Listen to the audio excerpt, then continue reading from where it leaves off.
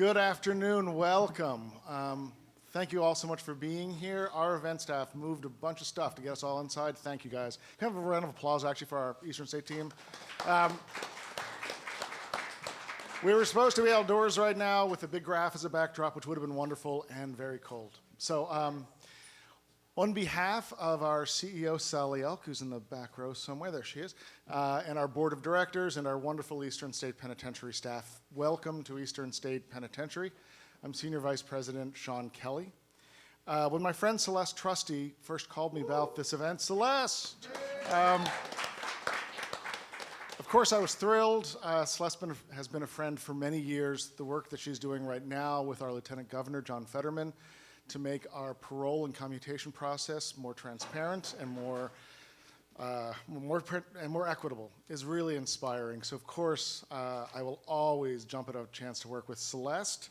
I met Celeste originally in her role at FAM, and every time. I met Celeste originally when she was working for FAM, and soon we were speaking with Celeste's successor in that role, Maria Gellner. I'll make sure I'm saying that correctly.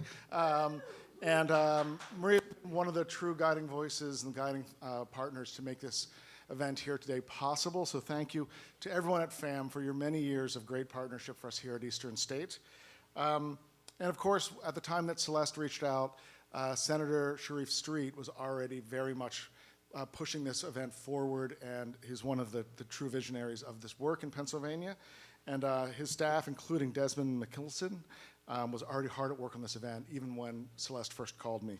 So this building was part of Senate District Number 1, which is wonderfully represented by Senator Nikhil Saval, but we've been redistricted, and we are now in Senator Sharif Street's district, and we are thrilled.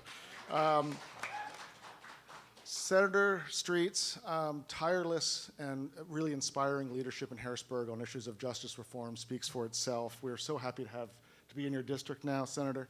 And Senator Street has been part of several meaningful events here at Eastern State, including once just after you were elected, when the senator came and read the words of Dr. Martin Luther King, written from Birmingham jail, read them here to our visitors and reflected on those values. And finally, Representative Donna Bullock has represented Eastern State's district since 2015. She's become a close friend and advocate for this historic site. She also has joined us to read the words of Dr. King for our visitors. Representative Bullock believes that everyone should have an equal opportunity to prosper and become contributing citizens, and she leads with compassion and with grit. And we are really happy that you're with us today. Thank you.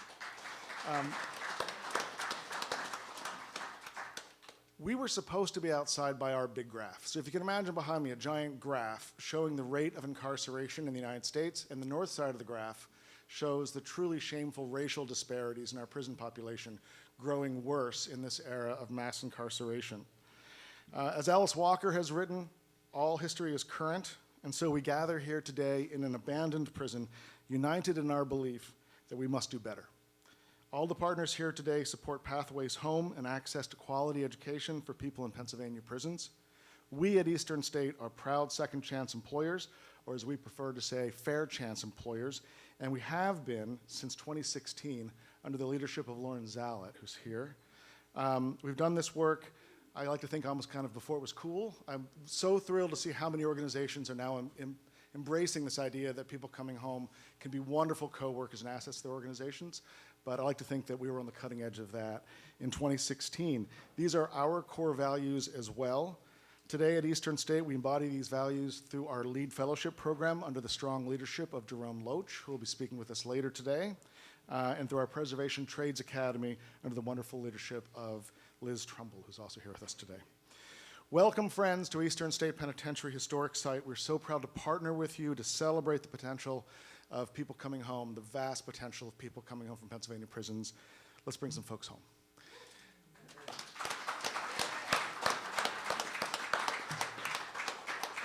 From FAM, we have Maria Gellner. Maria.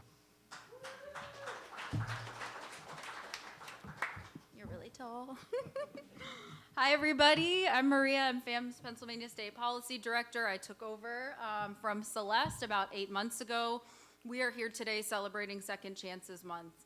A lot of time we see Second Chances Month being talked about for people on probation, people on parole. They need that. We need second chances for people doing 2 to 4s, 4 to 8s, 5 to 10s, 10 to 20s.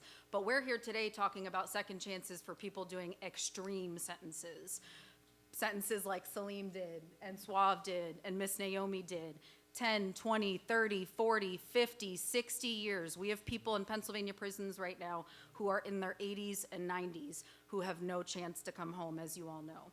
So we're here today talking about them, honoring them, and we want to note too, for 40 years, Pennsylvania has tried the same thing over and over and over again to deal with problems of crime, with problems of violence. Not saying it's not a problem. It is a problem. We know it's a problem. But we keep trying the same thing. It has not worked. It's not going to work to do the same thing over and over again. Pennsylvania puts more people away for longer sentences with no chance of redemption than most places on this entire globe. We are one of only 6 American states that gives no parole opportunities for lifers. Let me ask you, is violence reduced? No. Is crime reduced? No, it is not working. And when we look around, I don't deal just in Philly, I deal with the whole state. I talk to families every day from rural, urban, suburbs, wherever, white, black, Latinx, anything, they are suffering. Their loved ones cannot come home. There is no redemption, no mercy. And these cycles of trauma and violence continue and continue. So today, we are going to hear from men and women here in Philadelphia who were released after those extreme sentences. And they are not just home, doing good, paying their taxes. They are doing the critical work that we need them to do of community building, of peace building, of violence prevention. And we need more of them home to do that work. So we are going to hear today from these phenomenal individuals, Salim, Suave, Bobby, Jerome, Lewis, Miss Naomi, who are adding capacity out here in our communities.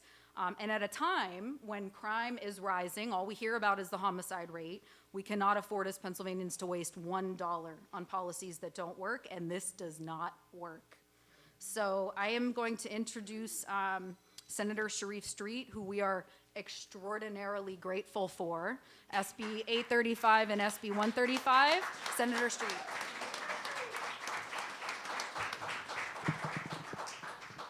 Well, I want to thank everybody who came out, and I noticed my colleague, our colleague Rep. Rab, just came in the room. So, Rep, why don't you come on up and join us up front? When they mentioned my reading the Dr. King, the words of Dr. King about criminal justice reform, I had the pleasure and honor of actually tag teaming with Rep. Rab to do that, and we alternated on reading those words. So it's appropriate that we are able to tag team today. And so, look, I want to say, look, thank you. The work that you're doing to fight for families is critically important. And everyone wants to take on the tasks that are easy. But when you really make a difference, when you take on the tasks that are hard. And in Harrisburg, in the state capital, in this Commonwealth of Pennsylvania, when you're addressing issues to say that when a person's mistake was more severe, when a person's mistake involved someone else losing a life, that person also deserves a second chance. That is a different kind of conversation to have. But the reality is that we know the human brain tends to not even be fully developed before 25. Hence the juvenile lifers litigation that yielded so many people who've come home and who are doing some extraordinary things. We're going to hear from them today, from folks like that. We also know that there are people who might have been 19 or 20 or even a little older than that who made mistakes, but after 30, 40, 50, 60 years, I mean, at some point, statistically speaking, those folks have a smaller statistical probability of committing a crime if released than folks randomly selected from the general public. I'll say that again. Selecting from a population of people who have served long-term sentences, specifically according to the Department of Corrections, people who've served more than 50 years, who are more than 50 years old and have served over 25 years, are statistically less likely to commit a serious crime than if you randomly selected people from the general public. And so, yet the cost of their incarceration continues to rise as they age, like for all of us. All of us have more challenges, whether we're inside or outside, but people tend to age a little faster when they're locked up. And so the cost to society is great. The benefit to society is nil, and that makes no sense. We call it the Department of Corrections because it's supposed to be about correcting behavior. But in some respects, we haven't moved on from being a penal system. And penal system literally means a punishment system, a system that is designed for retribution as opposed to designed for correcting and benefiting society. So we've changed the name. Now we need to make the actions reflect that reality. You know, I'm humbled to have had the opportunity to offer both Senate bills 835 and 135, which 835 is geriatric parole, which would allow for people to come home when they've reached an older age. I think we set the age at 55 and over 25 years of incarceration, and or 50% of your sentence, whichever comes first. We set the Senate Bill 135, which would set a staggered system for allowing people to come home, whether you committed first or second degree murder. I think second degree murder we did 25 years, and 55 years of age, and first degree murder, I think it was 30 years, and 35 years of carceral time. Those bills should move. And quite frankly, the years of people have to serve probably are too long, even under my legislation, but anything less would have no chance of moving in the General Assembly. It's time that we as a society recognize that we need to be smart about how we handle our corrections system. We need to be about redemption. It is both economically sensible and it is morally right. And often we have to choose between economic imperatives and moral imperatives. But in this instance, they align.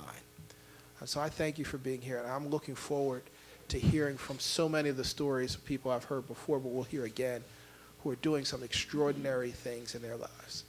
Now, I have the pleasure of introducing a colleague who is doing extraordinary things in her life on a day-to-day basis, and I feel privileged that I get to work with her, both as a legislator in Harrisburg, but also because we represent so much of the same area, and that is a person who has aptly been described as having, let's say, grit and compassion, which is what we all need to have. But our compassionate, gritty Representative Donna Bullock.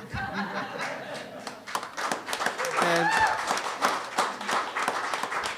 before she comes up, I do want to say, so I'm going to make the editorial to the program and ask that after she speaks, she introduce Rep. Rab and let him say a word.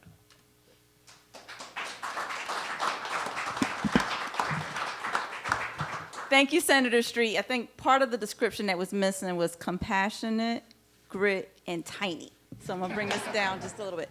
First off, do y'all see this? Wow. Do y'all see this? Now, I just have to point this out.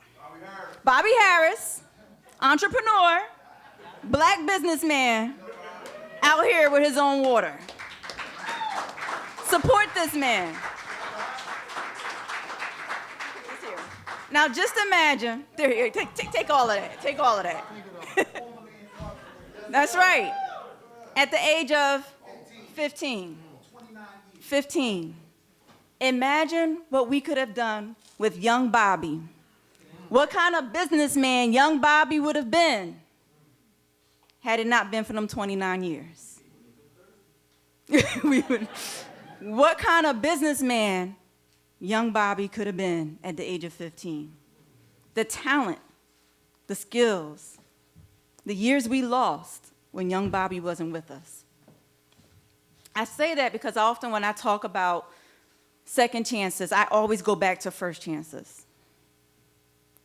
And I know that this community, the work that this community, you, everyone in this audience, the advocacy that you have done so that you can be home allows for another young Bobby to have a first chance, a fair chance. I truly believe that. Because we are missing all of you in our communities and the things that you can do for other young people, the role models you can be for other young people, the fathers and brothers and aunties and mamas and G-moms that you can be for other folks in our community.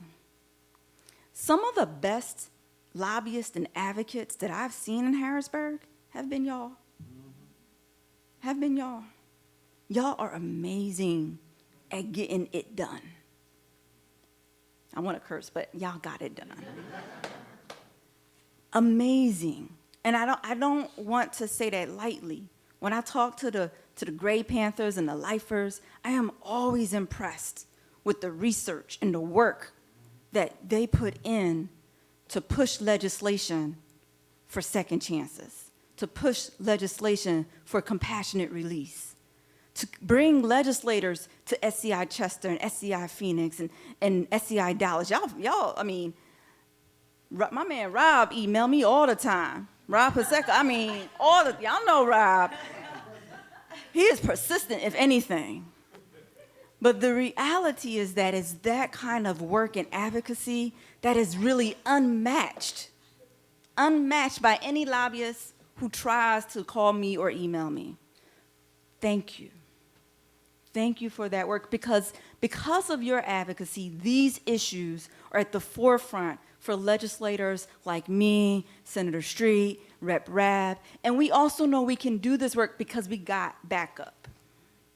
We got y'all. And the reason why many of us do this work, whether we're in the Black Caucus or otherwise, is because we've been there, or we have family members who've been there. Many of us are dual victims, language that I'm learning. Right? This is, for many of us, not new or foreign, but we often feel as legislators that we don't have the tools and the resources or the backup to fight for this kind of legislation. But we do, because we got y'all. So I just want to say thank you for the work that you do. Because of that work, we can do what we need to do in Harrisburg to push this legislation, to push for the resources that you need, to ensure that we have some second chances, fair chances, first chances, so we can have some other young Bobby entrepreneurs out there. Because that's what it's all about. That's what it's all about. So thank you again for the work that you do. And while this is Second Chance Month, we want to continue to work on all of the legislation we've been working on as legislators and community members and advocates, everything from the Dignity for Incarcerated Women package that Tony Willis has been so passionate about, to the work that Senator Street is doing, to the work that my colleague Representative Dawkins has been doing. This work is not easy, but we can do it because of the backup that we have in y'all. So thank you for that. And with that being said, I'm going to pass the mic to my colleague, Representative Chris Rabb.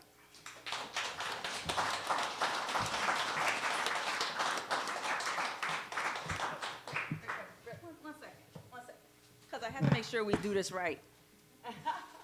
I know we all know her as Celeste, but she is secretary trustee right now. Secretary.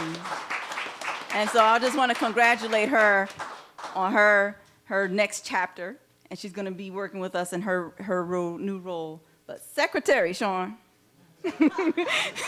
we know her. She's a dear friend. She's a friend, and we are excited to have her in that space.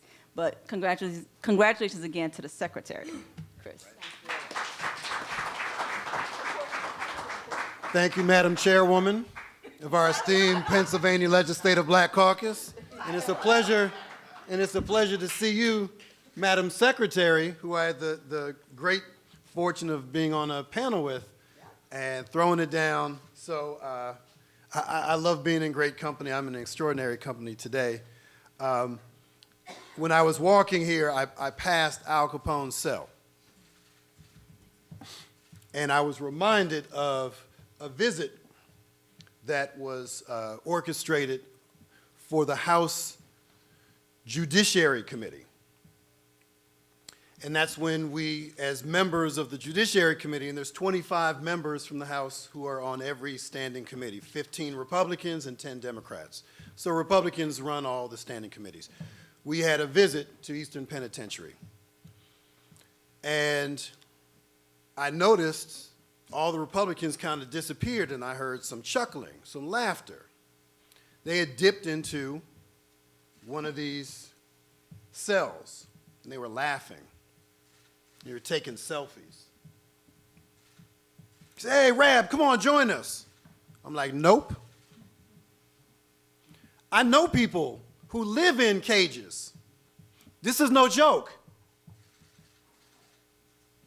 But you see, the way they run things in Harrisburg, it is a cruel joke.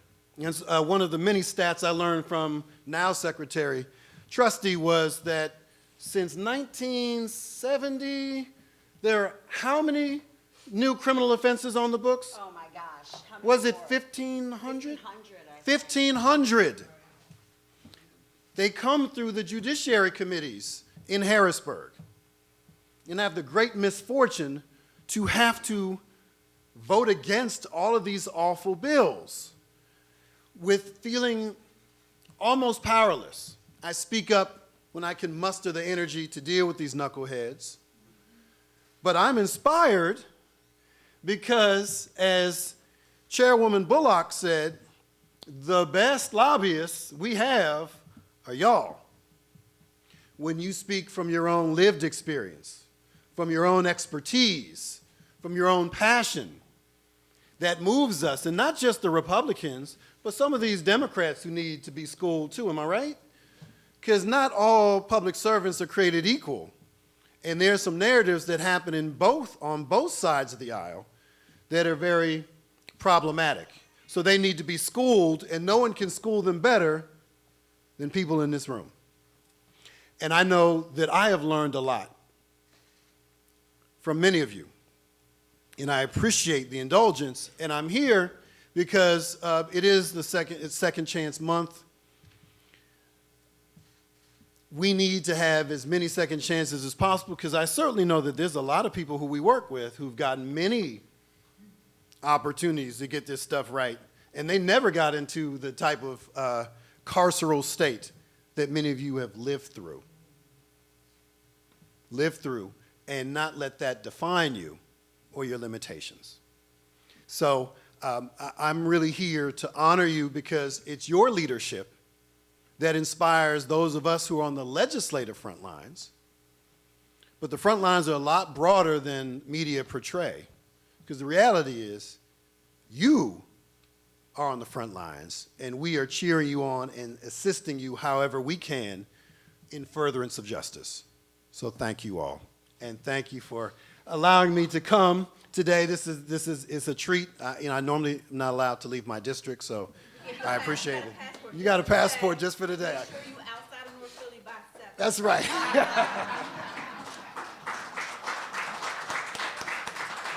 Board of Pardons Secretary Celeste Trusty. Hey, everyone. So I don't have to say my name again, I guess, at this point. But yes, I am Celeste Trusty, and I am so honored to serve our communities as Secretary of Pennsylvania's Board of Pardons. April Second Chance Month, and I am so overjoyed to be here among all of you celebrating our neighbors who are making a positive impact with their second chance, and to highlight the power of redemption. So today you'll hear from the true subject matter experts, as Representative Rabb said, people like Suave Gonzalez back here, who our system of injustice tried to discard and completely devalue as a child, but is now front and center in the movement to reimagine how our communities can work together to support public safety and create a stronger society for generations to come. And as I look out into the crowd, I see so many faces that just a few years ago were stuck in this endless cycle of perpetual punishment. But thanks to so many incredible leaders and persistent advocacy from people in this room, they are now out here and standing with us and taking their rightful seats at the tables of leadership and advocacy, using their experience and their brilliance to mentor our youth, help develop anti-violence strategies, and to fight to help liberate the comrades, the deserving comrades that are still fighting for their second chance. Each and every one of us has made mistakes in our lives, and each and every one of us have caused harm. But we are all so much more than our mistakes and our past harm that we might have caused. I know I have been in need of grace and mercy and redemption in many times in my life. And today, let's all celebrate the innate capacity for change that we all have as human beings. And let's please commit to finding ways to extend that grace and that mercy that we've all gotten to our community members who are returning from incarceration, and to appreciate the extremely unique and incredible value that they bring to our Commonwealth. I want to say again, happy Second Chance Month to everyone in here. Again, I see so many people who 5 years ago were not in this room and who are now making our community so much stronger. So thank you everyone for coming, and thank you all for being here. Suave? All right, I'm gonna introduce Suave. All right, Suave Gonzalez.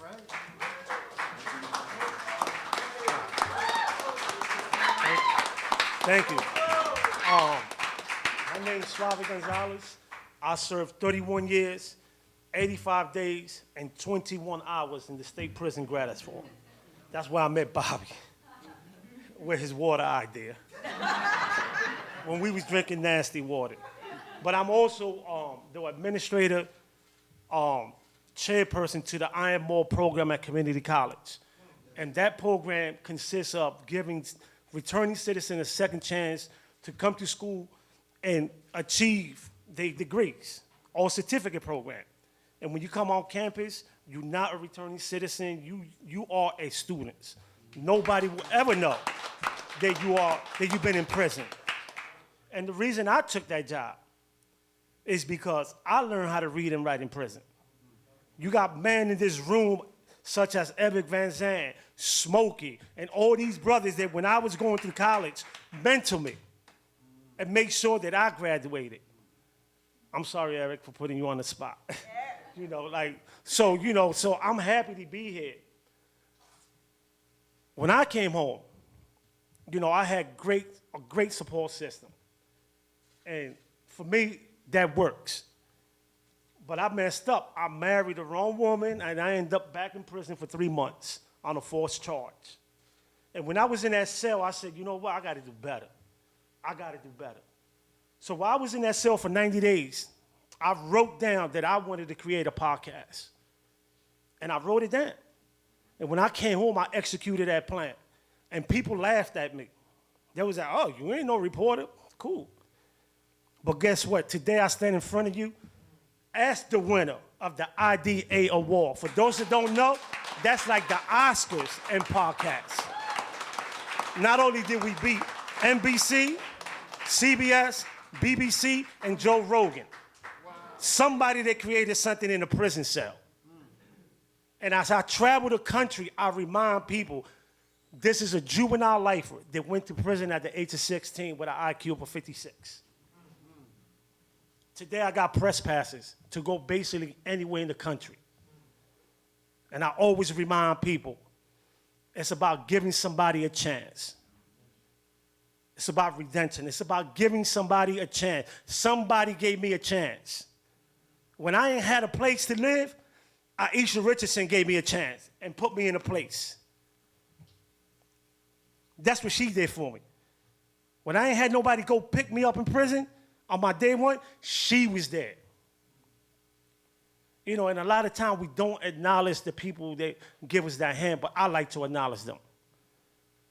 Because it takes a village. And for those that got loved one in prison, don't ever let nobody tell you, well, what about if he's never come home? What about if he's going to die in prison? They said that about us. They said that about us.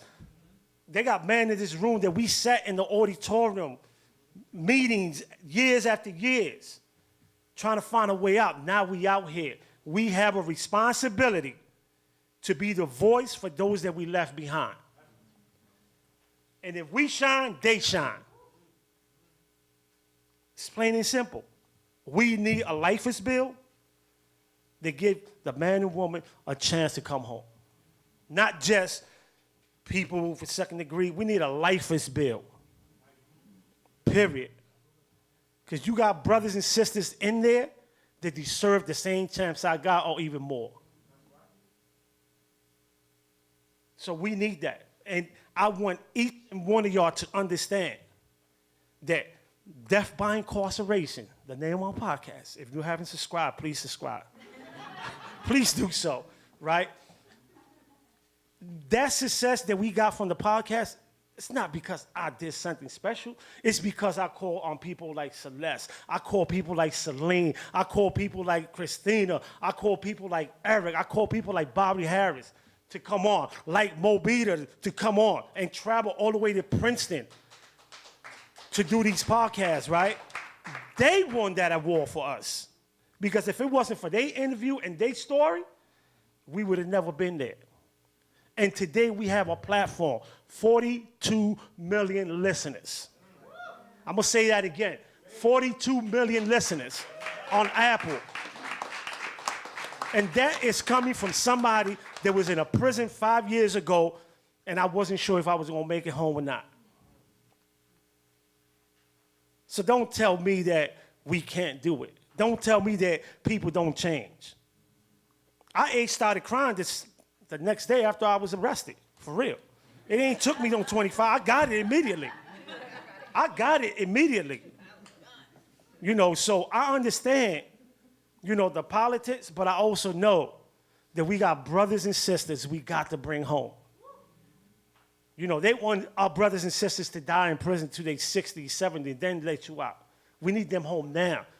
Because with the team that we have now of returning citizens, whatever label they want to put on us, because I never had a first chance, so I don't call it a second chance. I never had a first chance. With the team we got now, we are making a difference. Imagine if we bring more people home and put them out in the street to do this job. Just imagine that. So we need everybody. And for the people that's listening at home, stop playing. Because today is me, tomorrow could be your father, your mother, your grandfather, your grandson, your son, your daughter. It could be you. And then the story will be different because you'll be in this front chair. As a matter of fact, we got one empty for y'all. It's waiting. Get involved. Get involved. Support those legislators that are supporting the movement. And stop voting with your emotions. Vote with your conscience. If your legislator is not doing the right thing, vote him out. And to the ex-offenders, we have voting power in this city. Use it.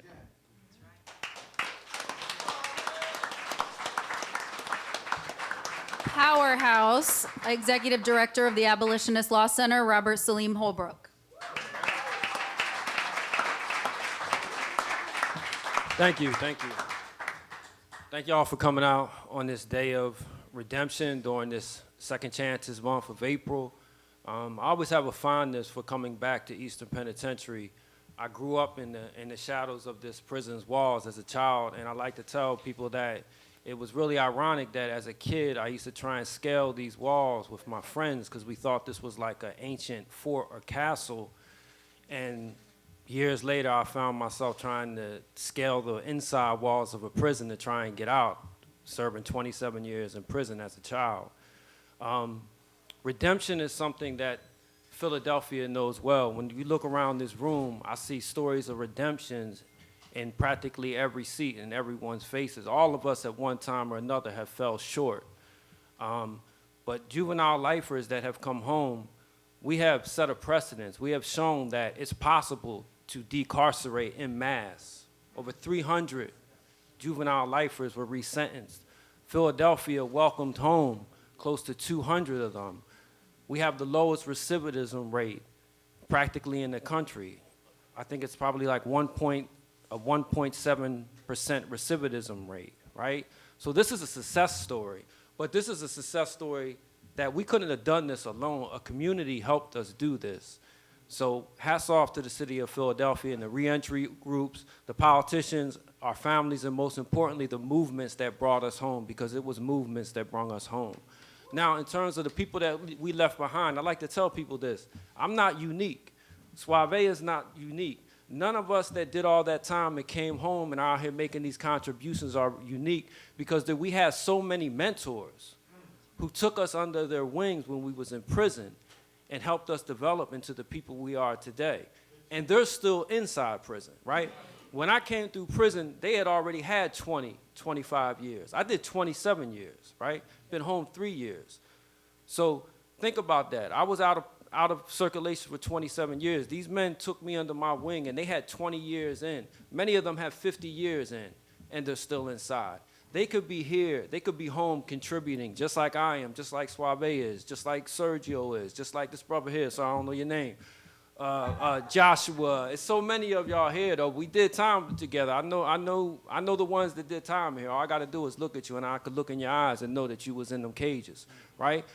So, in talking about what we're here advocating for, the bills that we're advocating for, Senate Bill 135 that Senator Street is advocating for, this bill would give people who have served 25, 35 years an opportunity for release. It's not an automatic release, right? They're gonna have to do like all of us had to do here. Go in front of that board and expose yourself, right? You gotta be vulnerable. You're gonna have to bare your bones. You're gonna have to bare your soul, because like I said, I grew up in the shadows of this prison. I have a lot of great and fond memories of this community, but I also did a lot of harm in this community, right? And redemption is a process of maturity and reflection.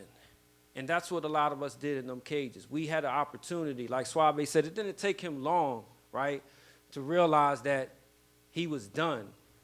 Many of us had that opportunity for decades to realize the harm that we did and then what we owe coming back into society, right? Because me personally, I gave the state its debt. I don't owe the state anything else. What I owe now is to my community, and all of us are giving back to our community. And so these bills that we are advocating for, these are decarceration bills, because we need decarceration in this state. We've been pursuing mass incarceration for too long, and it hasn't accomplished anything.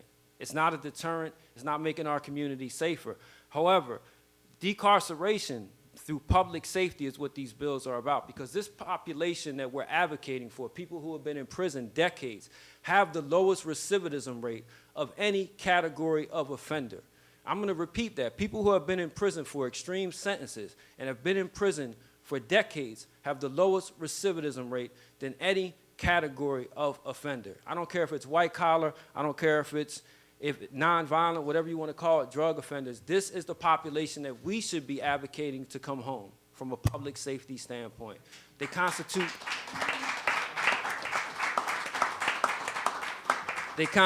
no threat to our community. They've been severed from our communities for far too long. It is inhumane for any human being to be in a cage for 50 years, for 40 years, for 30 years. For me personally, one day, right? I love the fact that we're in this old prison and it's now a museum, because that's what we look to do to all prisons in this country, is to turn them all into museums one day, right? Because they don't serve any use.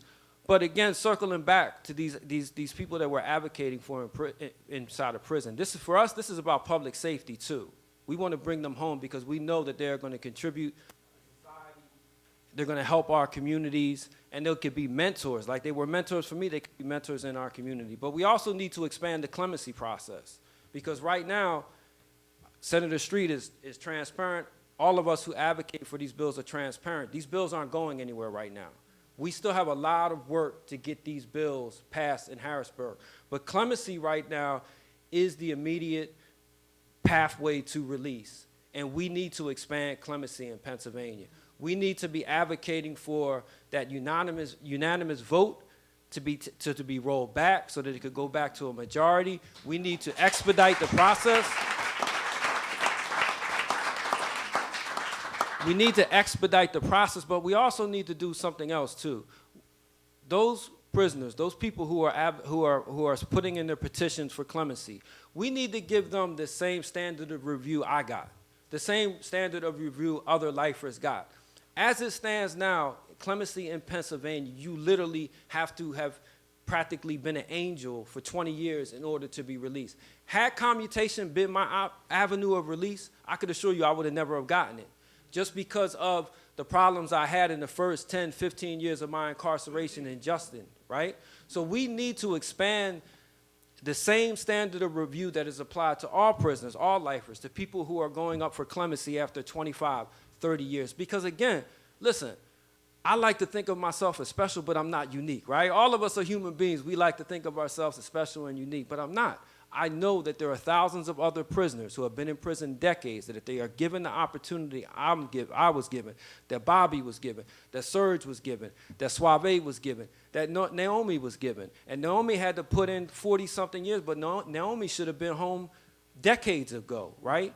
If they are given that same opportunity as us, I could assure you, I will put myself on the line.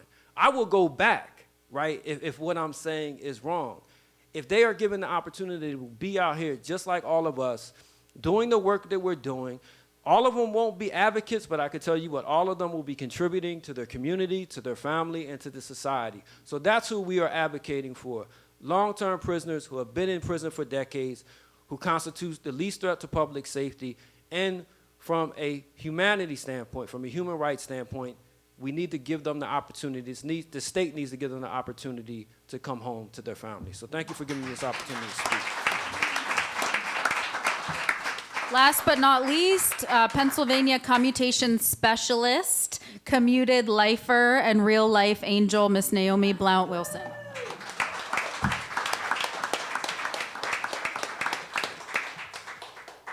Good afternoon.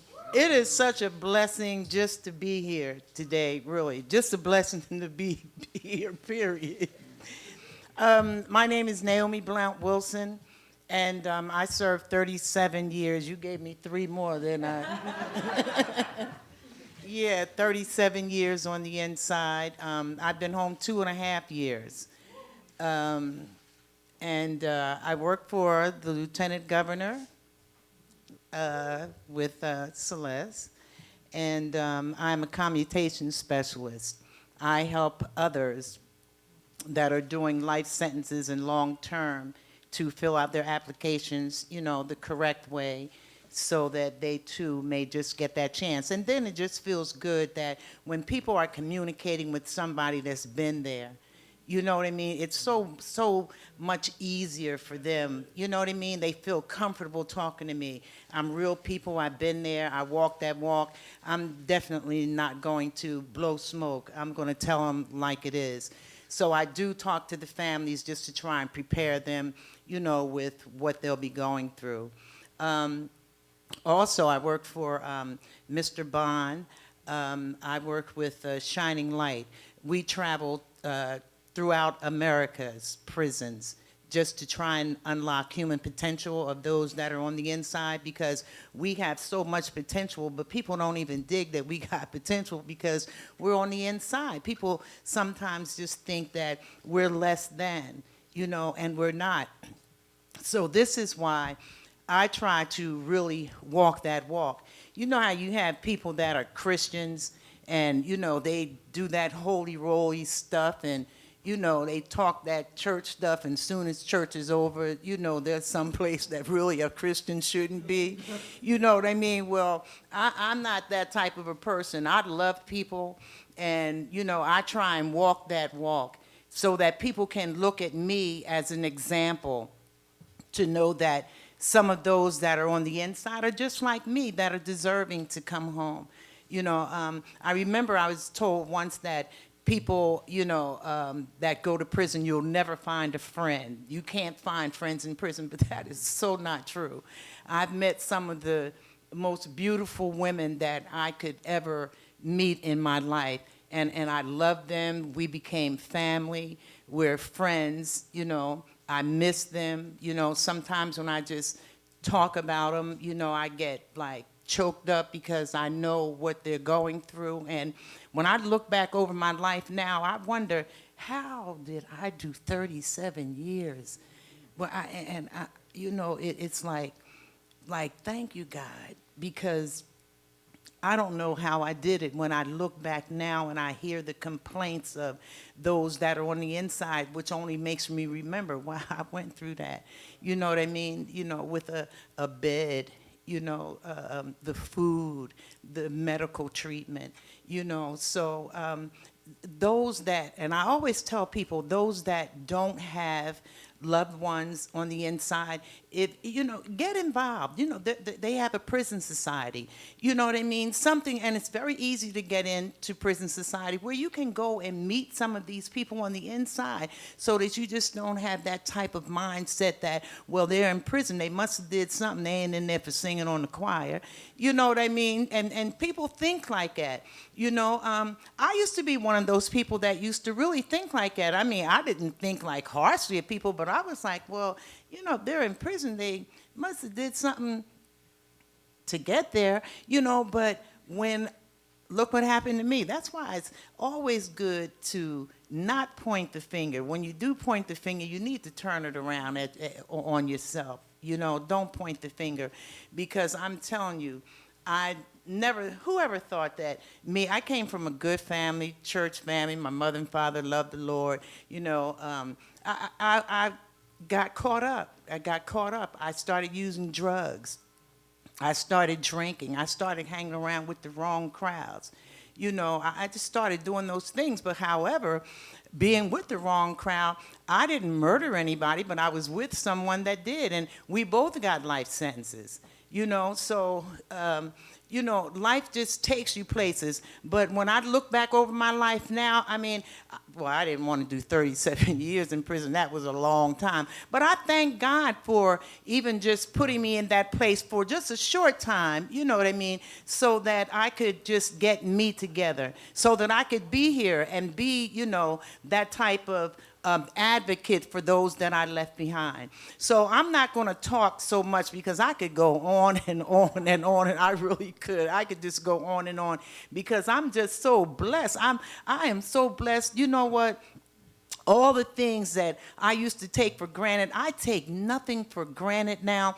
When I see someone on the street that might be asking me for a couple of dollars, and he might even be nodding, or she might be nodding, I don't care. I'm going to give you a couple of dollars, because that's what I need to do, you know what I mean, just to help somebody. Because when I look at those people, I say, Lord, that could have been me. Could have been me, So that's about the pointing the finger, turn it around to yourself, We're judgmental a lot of times. Perhaps we should not be. But I love people. I'm a lover of people. I love people. I love people. Even when I don't like you, I still love you. But God bless, and prayerfully that these bills that,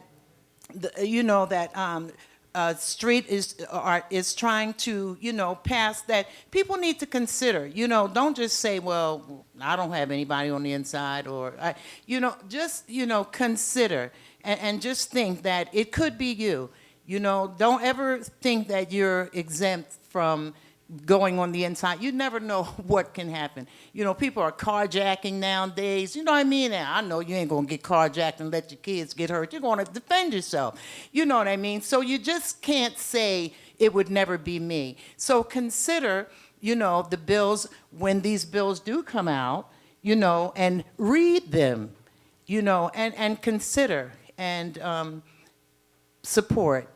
So God bless, have a blessed day, and I do love you. Oh, I just wanted to say one more thing, because God is so good. I'm trying to open up a second chance house.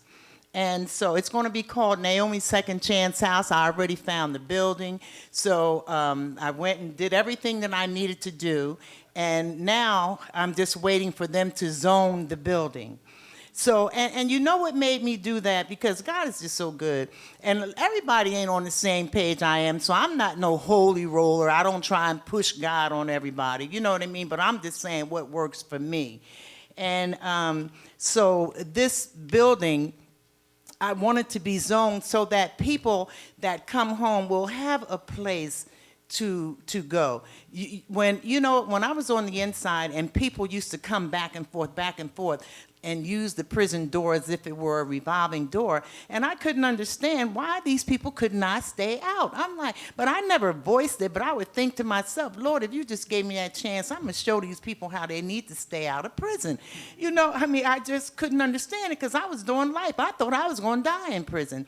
And then when I came home and I saw that the resources just were not there, people didn't really have all that help that we thought that we would have. Then you should have seen the center that they sent me to. Now with that being my past using drugs, I was in there, them girls was coming in drunk, high, and all that kind of stuff. But see, that part of my life is over, thank God. So, when I saw the places that they were putting us and the support that we did not have, thank God for family, then I started saying, Lord, forgive me for even thinking the way that I was thinking, wondering why these people kept coming back to prison. Well, of course, you only go back to what you know best. When you can't get housing or you can't, get a job.